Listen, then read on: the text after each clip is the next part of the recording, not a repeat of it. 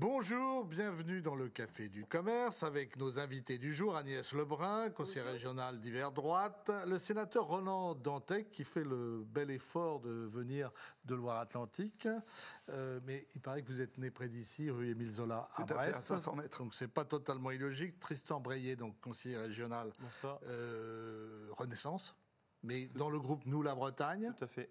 Si je comprends bien, parce que je ne suis pas très malin, je ne comprends pas tout. Mais vous comprenez bien. Et le député Pierre-Yves Cadalin, donc la France Insoumise. Alors je vais essayer de faire ce que me demande M. Chamalot de C'est à vous, c'est-à-dire de ne pas trop vous couper la parole, mais essayer quand même d'être court. Alors, cette semaine, c'est la fête de la France Insoumise. C'était une critique, donc. J'accepte la critique. Deux journalistes, Charlotte Belaïch, Olivier Perroux, ont publié La Meute. On ne parle que de ça depuis 2 jours. Considère que vous fonctionnez comme une secte. Sébastien Delegu, d'ailleurs député de Marseille, dit « Mélenchon, c'est Dieu, je suis le fils de Dieu ». Bon, ok. Des propos rapportés. Hein. Propos rapportés. Que ça dans le livre. On lit le procès de Madame Chikirou, la compagne de Jean-Luc Mélenchon, qui ferait régner un climat de terreur. Au point même d'ailleurs que le président du CRIF compare Jean-Luc Mélenchon à Goebbels. Ça, c'était... Enfin bref, non, je ne t'ai plus. De la LICRA. Le président de la LICRA, pardon. Jean-Luc Mélenchon a déposé plainte, d'ailleurs. Alors, Jean-Luc Mélenchon a déposé plainte. On pourrait dire qu'il est d'ailleurs plus proche de Robespierre que... Robespierre, c'est un héritage historique évident, oui, pour ce que nous construisons avec la France Insoumise, pour l'égalité, pour la République. Enfin, je veux dire, c'est quelque chose d'absolument correct, y compris du point de vue de l'histoire des idées dans ce pays. C'est infamant et terrible, cette comparaison avec Goebbels dont vous avez parlé. J'ai à peine des mots pour décrire cela étant au livre. Alors, Apolline de Malherbe m'a dit qu'elle ne cautionnait pas, même si la réponse... Tout le monde a fini par s'excuser, et c'est quelque chose d'assez normal, sauf le principal concerné, bref.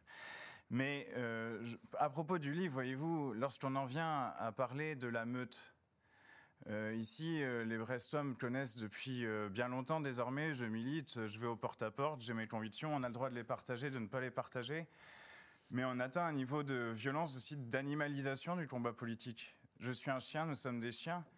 Je veux dire, moi, voyez-vous, si je veux prendre ça un peu avec humour, parce que parfois on est obligé, compte tenu de la violence des attaques, j'adore les border collies. Ce sont des chiens sensibles, affectueux, intelligents, qui vont toujours penser à celui qui marche en dernier. J'ai compris que Bruno Retailleau, lui, était plutôt berger allemand. On va y venir. Mais voyez... Cette question-là, vous bordélisez quand même un peu les débats à l'Assemblée. Oui, alors on peut ne pas être d'accord avec la forme que nous employons parfois, avec effectivement l'énergie que nous mettons dans les débats.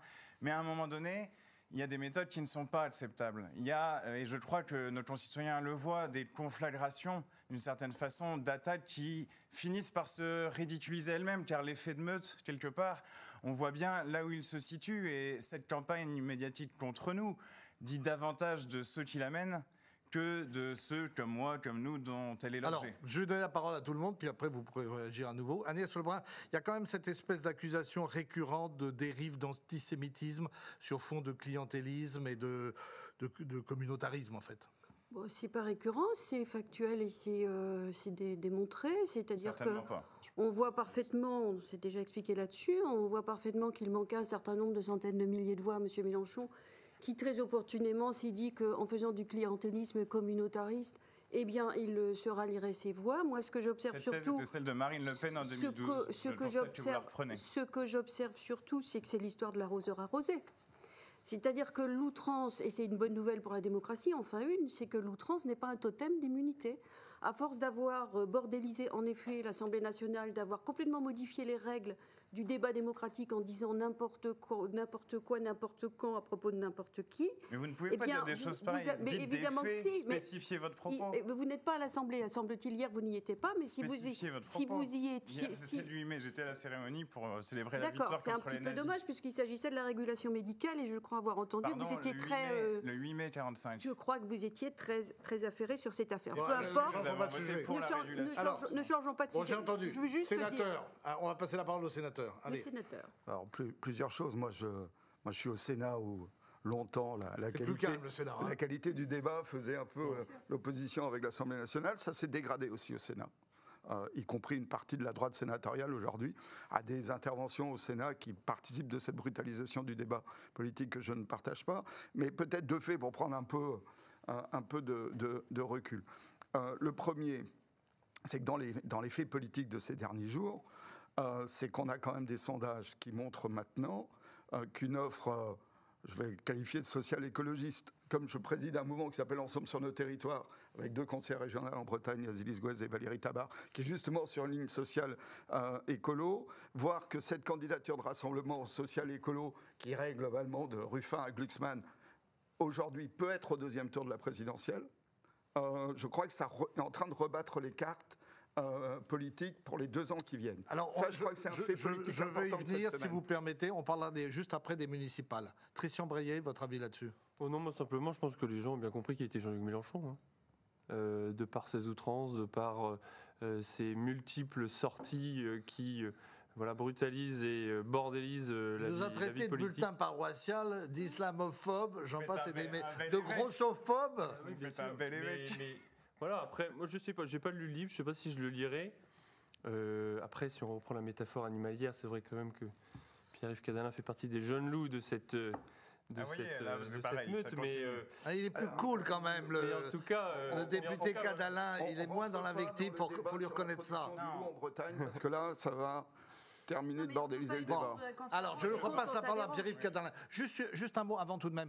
Est-ce que le départ ou l'exclusion ou la purge, appelez ça comme vous voulez, de Raquel Garrido et d'Alexis Corbière ou de Clémentine Autain, qui sont quand même des gens intelligents, qui passent bien sur le plan médiatique, etc., est-ce que ça n'a pas été une erreur ?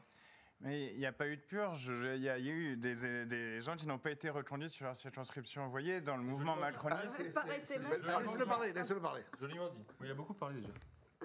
Non, mais vous vous aussi.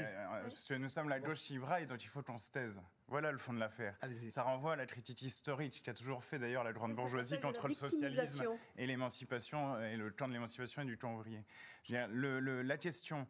Le Renaissance n'a pas reconduit 3 de ses candidats à Paris. Y a-t-il eu un scandale national ? A-t-on parlé de purge dans le parti macroniste ? Absolument pas.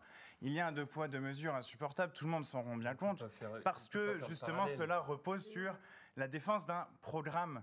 Notre programme, c'est le partage des richesses. Notre programme, c'est effectivement, comme nous l'avons voté cette semaine, la régulation de l'installation pour les médecins afin que les déserts médicaux disparaissent. Notre programme, c'est la 6e République pour démocratiser le pays. Au pouvoir, quel qu'en soit le coût pour notre démocratie. Absolument pas. Mais le coût, vous voulez qu'on parle du coût pour la démocratie du macronisme ? Je suis tout à fait d'accord avec le sénateur Dantec qui dit ce que la droite sénatoriale fait à la brutalisation du débat. Lorsqu'on dit abat le voile comme M. Retailleau, lorsque Laurent Wauquiez dit on va renvoyer tous les OQTF, toutes les personnes sous OQTF à Saint-Pierre et Miquelon, c'est pas brutal ?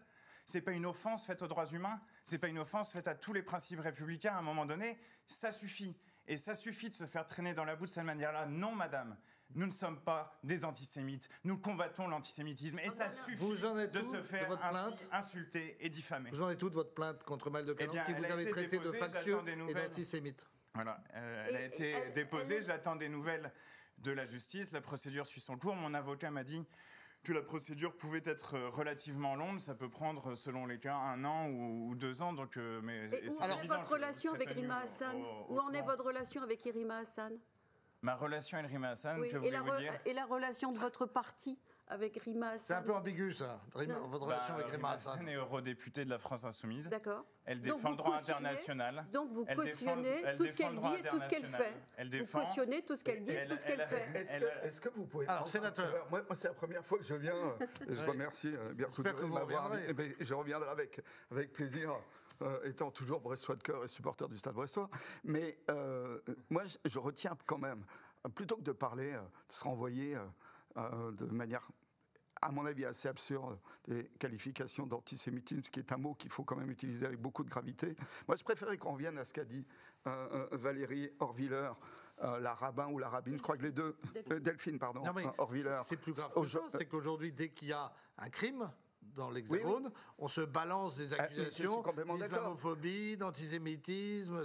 Delphine Horviller dit dans une tribune aujourd'hui, il n'y a pas d'avenir pour le peuple juif en Israël, ou pour le peuple israélien, parce qu'on est de plus en plus sur un nationalisme israélien, s'il n'y a pas d'avenir pour le peuple palestinien. Ça, c'est une vraie déclaration qui doit amener les forces politiques à véritablement se positionner sur le fond et qu'on arrête ce débat franco-français où tout le monde instrumentalise ce qui se passe ailleurs dans le monde alors que les drames dans le monde sont terribles. Et je crois que ce qui se passe là, quand on a une personnalité comme ça, qui dit ça, c'est là-dessus qu'il faut qu'on se positionne. Et c'est sur le fond qu'il faut retourner. Je vais faire deux États, c'est ce que nous défendons. C'est la position historique de la France, plutôt que les propos de Mme Chikirou. C'est ce que nous défendons absolument, la solution à deux États, mais à un moment donné... Attendez, je vais faire comme Chamalot. Chamalot me reproche de dire OK. Donc je dis OK. Christian Braillet. Non, moi je trouve que c'est la position de la France historiquement. Voilà. Après, aujourd'hui, il faut avoir bien évidemment l'ensemble du contexte dans l'ensemble de ces dimensions. C'est pas une problématique simple. Aujourd'hui, il faut constater quand même que effectivement, c'est comme l'extrême droite qui est au pouvoir en Israël. Et qui pousse quand même. Mais on va revenir, si vous permettez, à la politique intérieure. Je veux dire, il faut que cesse aujourd'hui la politique génocidaire à Gaza. Je veux dire, il y a des gens qui sont affamés, qui n'ont plus à manger, et c'est un préalable effectivement à ce que la solution à deux soit reconnue comme une organisation terroriste. L'emporter. Au passage. Ce qui est fait par la France. La seule question, c'est qu'aujourd'hui, les Républicains ne disent pas. Nous sommes d'accord avec ce que le président de la République semble annoncer de reconnaissance de l'État palestinien. Et c'est sur ces débats de fond et pas sur de l'insulte et de l'instrumentalisation qu'il faut qu'on débatte. Moi, je suis venu pour débattre sur le fond, je dis breton. OK. Alors maintenant, on passe au municipal. Vous avez fait, on peut vous reconnaître quand même quelques mérites, quelques bons scores aux européennes. Vous pouvez vous lancer dans les municipales parce que vous n'avez rien à perdre en fait. Vous allez évidemment être candidat, avoir des candidats en Seine-Saint-Denis. Vous pouvez avoir quelques espoirs, si j'ai bien compris, à Saint-Denis, à Bobigny, mais aussi dans des grandes villes de province où il peut y avoir une forme de coagulation entre Bobo et cette fameuse communauté que vous semblez apprécier. Alors, avec ces caricatures là. Dites-moi, alors on parle de Montpellier, Toulouse, Marseille, Rennes, etc. Comment vous voyez les municipales? Vous-même d'ailleurs, vous serez candidat à Brest? Ah, vous voulez une petite exclusivité? Non, à ce stade, vous savez, nous, on commence toujours par le programme. Je vous l'ai dit au niveau national, et là, de cette façon, c'est ce que nous faisons à Brest. Nous avons d'ailleurs invité les autres forces politiques de gauche à venir. Les écologistes participent à nos ateliers programmatiques. Nous allons également au leur. Et je pense sur le fond... eux aussi. En fait, tout le monde invite tout le monde dans le moment. Et donc, voilà, c'est quelque chose qui est très, très important, parce qu'il est important que nous puissions avoir du fond à proposer. On parlait au dernier municipal d'une ceinture maraîchère qu'il faudrait établir à Brest, par exemple, parce que la question de l'autonomie alimentaire va être une question centrale dans le siècle qui vient. Je pose ça là parmi d'autres choses. Moi, vous avez des idées, ce qui n'est pas toujours le cas des socialistes qui travaillent peu. Je vous laisse la responsabilité de ce propos. Non, c'est pas moi qui le dis, mais on l'entend. Je sais pas qui vous l'a dit. Programmatique, il n'y a pas beaucoup de renouvellement. C'est le travail des idées, et c'est important, et ça a été reconnu, y compris par des partenaires. Nous savons le mener, nous savons comment le mener, nous allons proposer des choses, et des configurations ensuite seront différentes selon que à certains endroits l'alliance soit possible ou pas. Mais ce qui est clair, c'est que la France insoumise sera partout présente d'une manière ou d'une autre lors des prochaines élections municipales. Et vous? Et moi, comme je l'ai dit au West France, de toute façon, ce serait inconséquent de ma part, politiquement, de ne pas être sur la liste. Donc je serai sur une liste municipale. Pas tête de liste, bon. Vous verrez. Alors, dernière question, si vous permettez, et après on changera de chapitre. Jordan Bardella écrase votre leader Maximo au deuxième tour des présidentielles. Tout de suite, vous voyez, c'est ça qui on finit par se laisser prendre. Alors, est-ce qu'il ne serait pas temps aussi pour Jean-Luc Mélenchon de tourner la page et de préparer sa succession? C'est pas quelque chose qui lui plaît beaucoup, ça. Vous voyez, tout à l'heure, on parlait de la lutte nécessaire contre l'antisémitisme. Jordan Bardella a été assistant à un moment donné d'un homme nommé Jarl, absolument antisémite et négationniste reconnu. Le Frédéric Bocaletti, député du Rassemblement national, vend des livres négationnistes. Il était libraire pour vendre de tels livres. Donc, si vous voulez, au-delà, la politique n'est pas un jeu de chevaux. C'est un choix de société qu'on doit faire au moment où les élections interviennent. Et ce choix, la France insoumise y participe avec effectivement la vision de la société sur la bifurcation écologique, la 6e République, en disant, si vous voulez aller de ce côté-là, que vous pensez de ce qui et jusque-là n'a pas fonctionné, il y a cette option qui est disponible. Et l'extrême droite reste une menace absolue sur nos institutions et notre démocratie. Bruno Retailleau est aujourd'hui en Bretagne, dans le Finistère, puis dans le Morbihan. Il y a toute une actualité sur le narcotrafic et notamment sa pénétration par les ports. Tristan Veillet, qu'est-ce que vous en pensez, vous, de cette visite à l'approche du Congrès des Républicains qui doit élire un président ? Moi, le Congrès des Républicains, c'est pas la chose qui me passionne le plus, vous aurez compris. Mais par contre, le fait que le ministre de l'Intérieur... Vous faites quand même partie du même bloc, du même socle. En tout cas, moi, Bruno Retailleau, c'est pas ma tasse de thé. Quoi. Vous êtes dans la même majorité. Oui, pour autant, vous êtes censés être ensemble. Oui, on est ensemble. Effectivement, il y a un gouvernement de coalition, effectivement. Mais moi, à titre personnel, voilà. C'est pas votre tasse de thé. Pas ma tasse de thé. C'est quand même le ministre de l'Intérieur. Je me briderai jamais pour dire ce que j'ai envie de dire. Et donc voilà, je vous le dis clairement. Après, le fait que le ministre de l'Intérieur se déplace en Bretagne parce qu'il y a des enjeux de sécurité... Vous pourriez vous mettre d'accord avec Pierre-Yves Cadalin pour les prochaines élections, comme vous l'avez fait Absolument pas. Récemment. Absolument pas. Non, parce que pour autant, le fait était député là-bas, il avait pour autant, le fait que le ministre de l'Intérieur fasse un déplacement en Bretagne sur des enjeux de sécurité qui sont majeurs, voilà, c'est essentiel. Bon. Agnès Lebrun. Qu'est-ce que vous voulez sur savoir ? Bruno Retailleau. Déjà, c'est une excellente nouvelle à chaque fois qu'un ministre se déplace en Bretagne. Quand il s'agit d'un ministre de l'Intérieur, c'est encore mieux, puisqu'en effet, vous aviez fait vous-même au Télégramme un dossier très très intéressant sur l'entrisme, pourrait-on dire, du narcotrafic sur les côtes bretonnes et dans tous les milieux professionnels, que ce soit agriculteurs, marins-pêcheurs, etc. Donc on voit bien que c'est un vrai sujet. Moi, je suis très honorée en tant que Bretonne qu'il se déplace. Pour le reste, que le meilleur gagne. Il y a 2 candidats. Moi, je suis très légaliste et très loyale. Il y a beaucoup dans le Finistère en ce moment. Comment ? Laurent Wauquiez était là il y a 3 semaines. Oui, c'est très bien parce que ça veut dire qu'il y a une remontada qui... Vous avez doublé le nombre d'adhérents. Le nombre d'adhérents. Carrément. Et c'est vrai que le Finistère a donné largement sa part, et probablement pour cette raison d'ailleurs, met un peu de lumière sur ce département très vaillant, avec des vraies valeurs, et qui nous ont suivis. Moi, je ne suis plus, vous le savez, encartée, donc je le dis très librement, que le meilleur gagne, et qu'il propose, en effet, c'est peut-être le seul point sur lequel je serais d'accord avec Pierre-Yves Cadalin, qu'il propose un programme, un projet, qu'il l'incarne et qu'il s'entoure bien. Et ensuite, on décline. Voilà, c'est aussi simple que ça. Alors, Ronan Dantec, vous vous êtes un peu étranglé ce matin à la lecture du Télégramme, quand le ministre dit... Comme on lui reproche d'être allé plusieurs fois à Rennes et il ne s'est rien passé, ou en tout cas une fois, et puis depuis, il y a eu à nouveau des affrontements entre gangs. Il dit non, mais à Nantes, par contre, ça va beaucoup mieux. Vous vivez à Nantes, vous êtes un peu sceptique. Je ne suis pas sceptique, je suis tout à fait intéressé par le fait que le ministre de l'Intérieur rende hommage à l'action de la ville de Nantes sur l'insécurité, puisque la droite locale de toute évidence n'avait pas vu les résultats. Heureusement que le ministre de l'Intérieur est là pour les rappeler. Parce qu'on s'interroge si la maire de Rennes ne va pas changer de braquet concernant son approche. Je pense que c'est le débat de fond. On a une priorité politique aujourd'hui, c'est d'éviter que l'extrême droite gagne la prochaine présidentielle. Pour cela, il y a un certain nombre de sujets qu'il ne faut pas laisser à l'extrême droite, notamment l'insécurité. Et la gauche ne doit pas laisser les questions d'insécurité à l'extrême droite. Et je crois que ce qu'a dit Bruno Retailleau sur Nantes ce matin dit il y a une gauche qui aujourd'hui prend les mesures. On a mis beaucoup de policiers municipaux à Nantes sur l'espace public, justement, et les résultats sont là, notamment dans le centre-ville. Mais au-delà de ça, ce que je disais tout à l'heure, je crois qu'aujourd'hui, ce qui se dessine, c'est une candidature à gauche qui ne sera pas Jean-Luc Mélenchon et qui sera en situation de gagner la prochaine présidentielle. C'est ce que commencent à dessiner les sondages. Restera à voir l'incarnation de cette candidature commune que nous, on pousse avec mon mouvement, ce rassemblement large social écolo.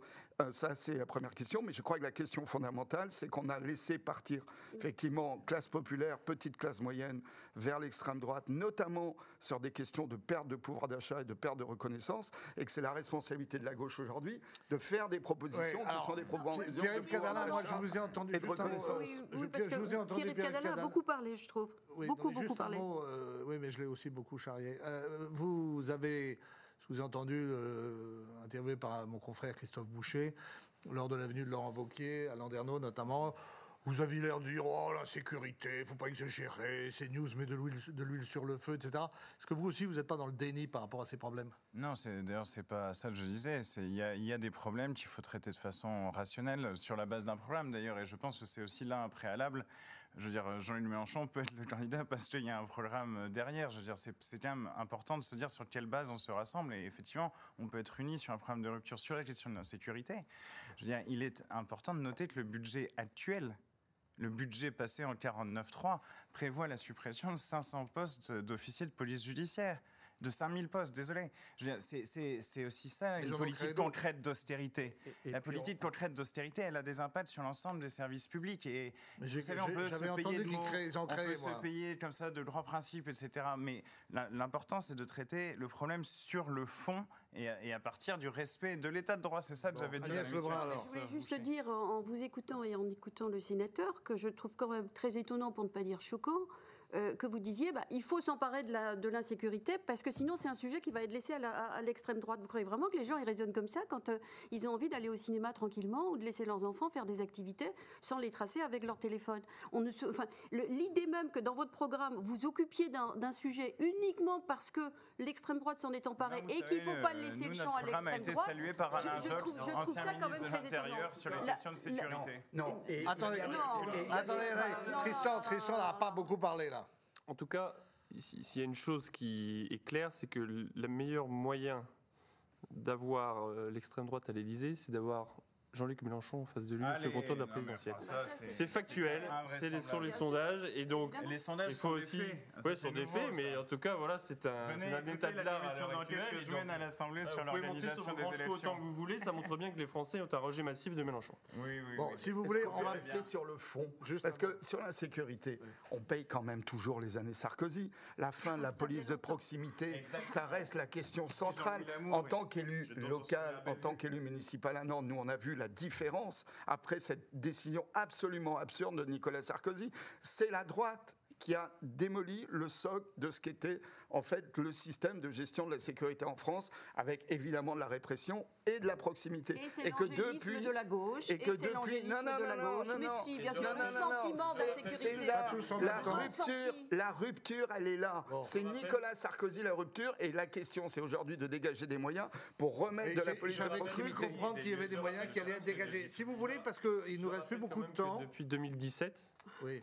Nous avons augmenté les effectifs de police de manière assez significative, rattrapé d'ailleurs un retard, notamment ici sur Brest. Et donc, il y a une action qui a été menée. Si vous permettez, on va quand même, pour finir, parler du pape, puisque vous vouliez en dire un mot. Oui. Alors, le pape est américain, mais ouf, c'est un pape de gauche. Ça n'est pas un pape trumpiste. Vous êtes soulagé. Vous respirez, Pierre-Yves Cadalin.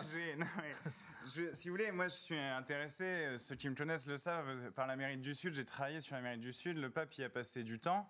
Et il y a notamment rencontré Gustavo Gutiérrez, qui était un grand théologien, intellectuel, fondateur de la théologie de la libération, qui a toujours essayé de voir comment le camp de l'émancipation pouvait se composer avec l'Église, aux côtés des ouvriers, des paysans, des syndicats. Donc je trouve que c'est un signal intéressant, et que par exemple Bruno Retailleau pourrait lire ce que disait le collègue Blaise Cupich, cardinal, le collègue du pape, c'est un de ses amis des États-Unis, disait sur l'immigration: nous sommes prompts à oublier que nous avons affaire à des gens avec des visages et des noms.